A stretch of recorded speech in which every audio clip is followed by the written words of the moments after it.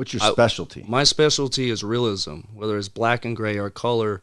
And if we take it deeper, it's like I told you, just helping people tell their story through a tattoo.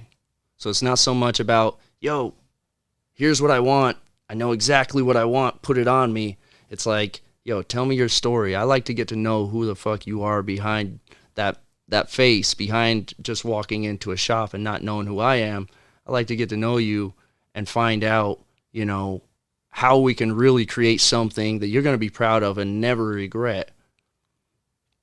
Because I believe that what lies behind regrettable tattoos is either you got a shitty tattoo, like you had a cool meaning, but you went to the wrong artist, or you could even have a good tattoo, but the meaning just never was there.